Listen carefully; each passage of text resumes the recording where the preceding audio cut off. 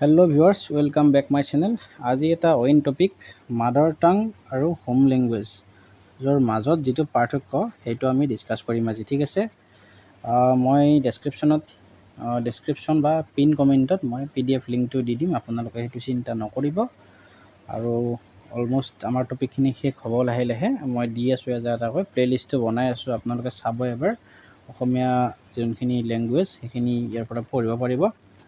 এতিয়া চাওক, মাতৃভাষাৰ সংজ্ঞাটো দিছে। মাতৃভাষা হৈছে যি ভাষা এজন ব্যক্তিয়ে শিশুকালত সৰ্বপ্ৰথমে শিকে, সাধাৰণতে মাতৃ বা অভিভাৱকৰ পৰা। সেইটোক কি বুলি কয়? মাতৃভাষা বুলি কয়। ইয়াৰে কেইটামান ইম্পৰ্টেণ্ট বৈশিষ্ট্য আছে, চাই ল'ব। শিশুকালতে মাতৃভাষা শিকোৱা হয়। ব্যক্তিৰ সাংস্কৃতিক পৰিচয়ৰ সৈতে গভীৰ জড়িত, অনুভূতিৰ সৈতে গভীৰ সম্পৰ্ক, সাধাৰণতে জীৱনৰ প্ৰথম ভাষা হিচাপে থাকে এইটো। উদাহৰণ, যদি এজন শিশু অসমীয়া পৰিয়ালত জন্ম হৈ অসমীয়া ভাষাত কথাখিনি শুনি আছে, তেন্তে তেওঁৰ মাতৃভাষা কি হ'ব? অসমীয়া হ'ব। যদি বঙালী হয় তেনে বঙালী হ'ব। যদি বড়ো ষ্টুডেণ্ট এজনে বড়ো ভাষা নিজৰ জন্মৰ পৰা কয়, তেনেহ'লে তেওঁৰ বড়ো ভাষা হ'ব। হোম লেংগুৱেজ, দেখাত বস্তুটো বেছিকেলি একেই হয় হোম লেংগুৱেজ, তথাপিও অলপমান সাংগঠনিক কিছুমান পাৰ্থক্য আছে। সংজ্ঞাটো দিছে যে গৃহভাষা হৈছে সেই ভাষা যিবোৰ এজন ব্যক্তি ঘৰতে নিয়মিত হয়। ই মাতৃভাষাৰ সৈতে মিল নাখাবও পাৰে।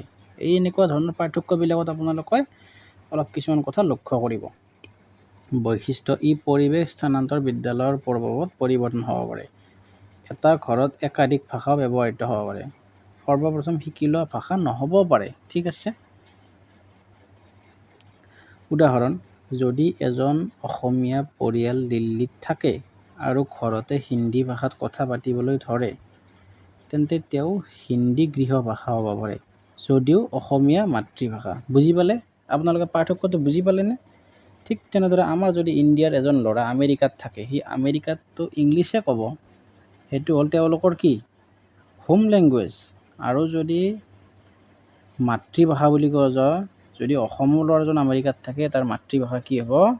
অবভিয়াছলি আছামিজ হ'ব, ঠিক আছে। এইখিনি মৰিল ইনফিউজন। আৰু কিছুমান পাৰ্থক্য দি আছে, তুলনামূলক দিশ, মাতৃভাষা আৰু গৃহভাষাৰ পাৰ্থক্য। প্ৰথম শিকোৱা হয়, মাতৃভাষা প্ৰথম শিকোৱা হয়, সেইকাৰণে ইয়াত হয় আছে, ইয়াত নহ'বও পাৰে, হ'বও পাৰে, নহ'বও পাৰে। এই পাৰ্থক্যখিনি আপোনালোকে চাই ল'ব। কাৰ পৰা শিকি লোৱা হয়? অভিভাৱক, মাতৃ বা পিতৃ। আৰু গৃহভাষা কিন্তু যিকোনো গৃহস্থৰ পৰা শিকিব পাৰে। অনুভূতি, স্পৰ্শ গভীৰ, থাকিব পাৰে, নাথাকিব পাৰে, সলনি হ'ব পাৰে, সচৰাচৰ নহয়, হ'বও পাৰে। এই আপোনালোকে পাৰ্থক্যখিনি চাই ল'ব।